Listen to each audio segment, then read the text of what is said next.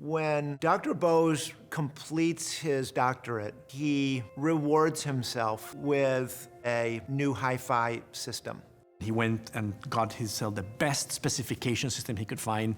He went and played it home, and wow, this doesn't sound anything like when I go and see a concert at the Symphony Hall, or he played the violin when I play the violin. It just doesn't sound anything like it.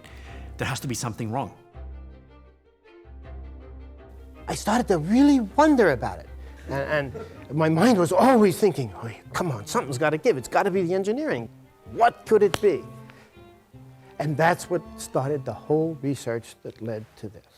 And he convinces Wiesner to let him use the acoustics labs at MIT during the summer because he's obsessing about this question of why the speakers measure well but don't sound good. And he worked at that for some time. He talks about being in an anechoic chamber, room without echoes, fiberglass all over the place, and lying on the floor and measuring a speaker and holding a microphone. He realized that specifications could not tell you how a loudspeaker sounded.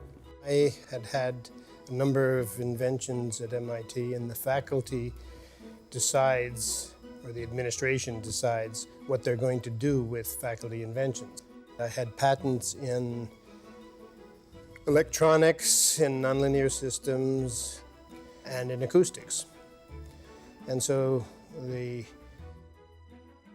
these were given to me, and I tried to license them.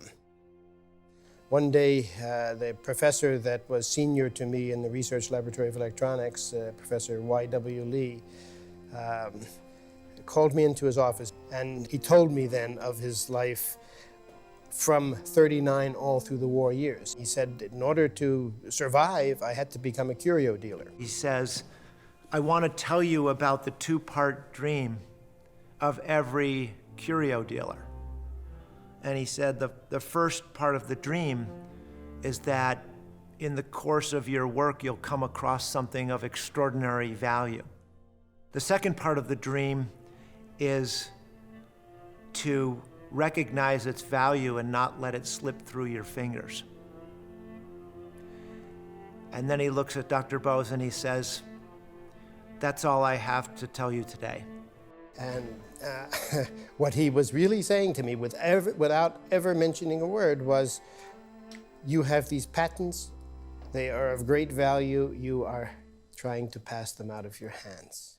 Dr. Bose came up to me one day and said, so why don't you come to work for my company? And I said, what company? What are you talking about? And he said, well, I don't have a company now, but I'm thinking of starting one. And so he invited me to become the first employee of the company. And that's how Bose Corporation began.